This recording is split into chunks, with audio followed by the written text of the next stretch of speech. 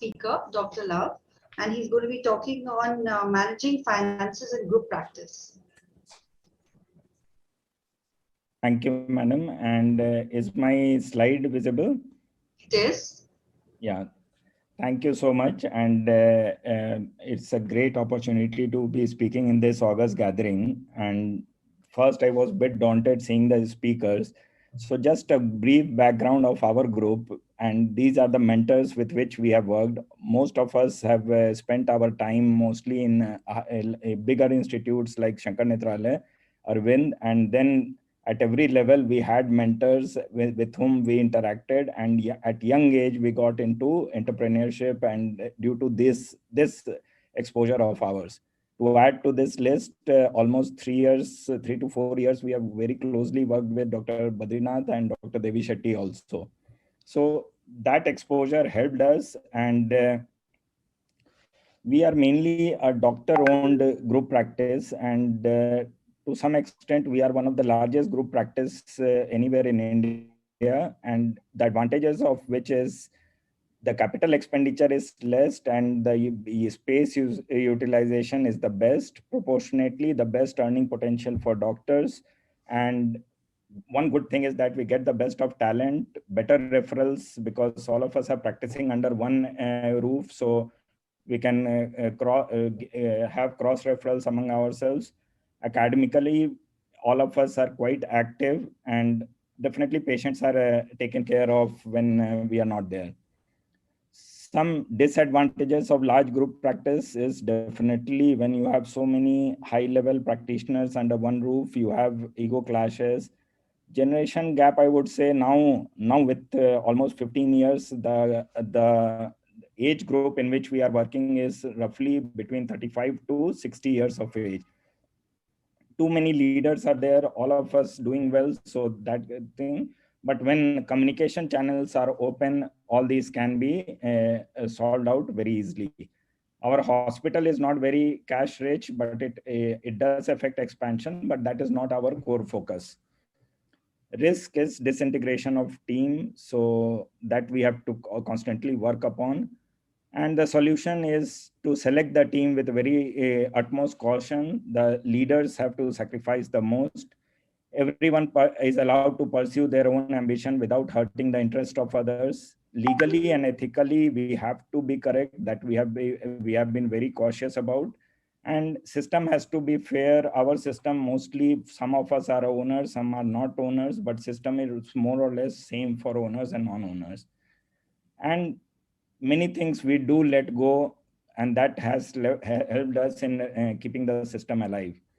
And it started with one doctor, which many of the doctors in the panel would be aware of them. Dr.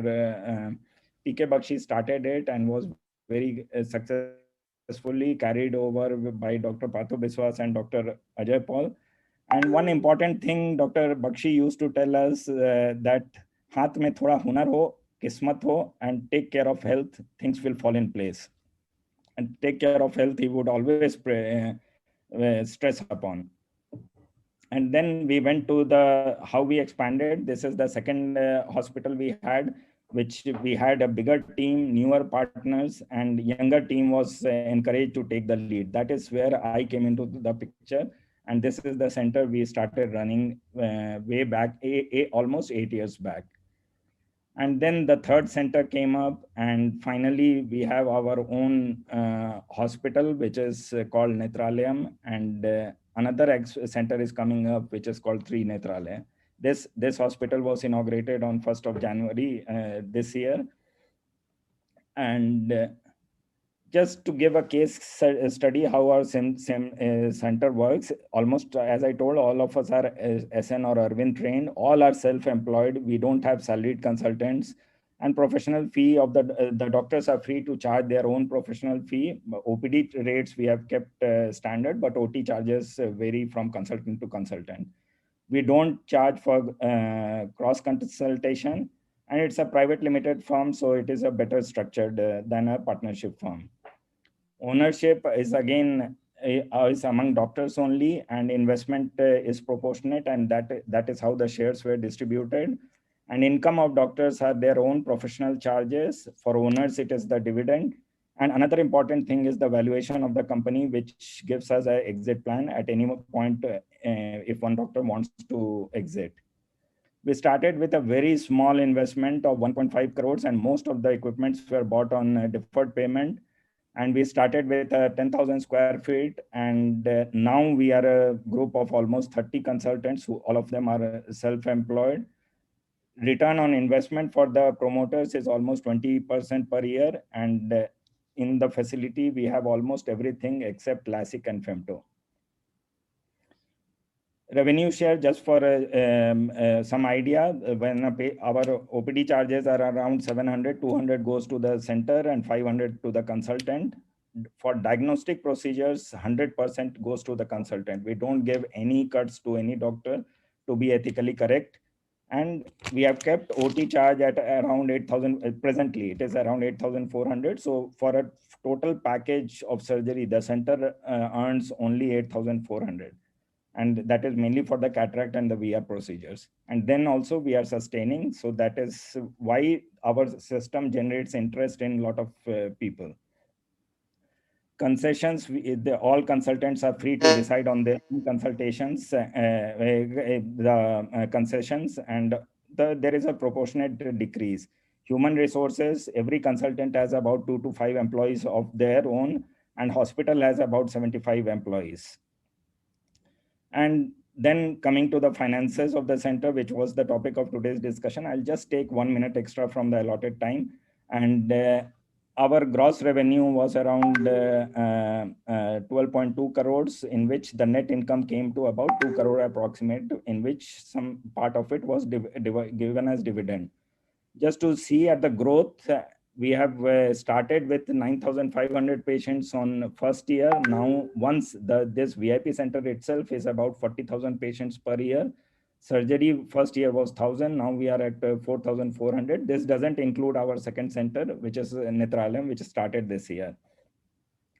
So growth-wise, it has been quite good. And if you see growth in percentage terms, first year, earlier the growth was very huge. And then in 2019-20, we had a 12% dip. And in COVID year, we had just 7% dip in the whole year.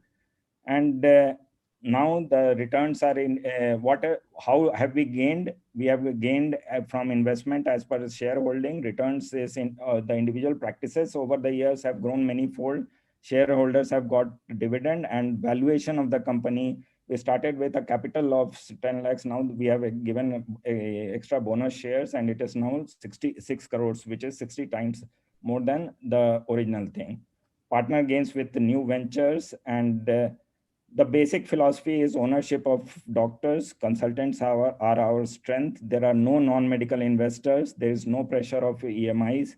So that helps us in being ethically correct. The last slide, the criticism. This model has been discussed, and one important thing is that we are relevant because it is being discussed, and most of the top institutes of Eastern India are keeping an eye on us. And one of the criticism is that we do not create value of the company, but we have to understand that by value of the company, we mean in a private limited company with the owners of the company. So value is created only for the owners. In our system, the wealth distribution is so even among doctors that even the doctors who are non-owners earn almost at par with the owner doctors, and almost in 10 years time they are financially more or less secure, and so that they need not worry about their own future. And for doctors who are and mainly it is for doctors who are confident in building their own practice and don't want to get trapped in salary incentive system of the corporate hospitals. That is the space we are occupying. Thank you so much. That was a lovely insight to your model. Now, in a model like that, what exactly do you have in an exit policy? I mean, like if supposing you have a group of doctors leaving, then how would you manage that? I mean, just for example, 30 doctors in your practice. So if a chunk of doctors decide to leave, how would you manage that situation? Of the 30 doctors practicing with us, only 6 are owners. All right. So the exit policy is only for the owners. For practicing doctors, they can leave anytime. And for owners, just for example, what I showed in my slide, we started with a capital of 10 lakhs. The rest was loan to the company and other things. So that went back to that we all repaid. And with 10 lakhs in 8 years time, our company now is valued at 6 crores. So that is 60 time appreciation of the initial capital. So any owner who wants to exit now can take 60 times of his original investment and exit the company. That's nice. Anything else which anybody would like to add or ask?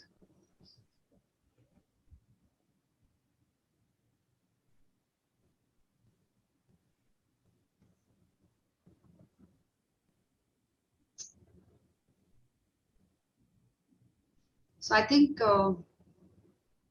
Dr. Rao, I think we should add something.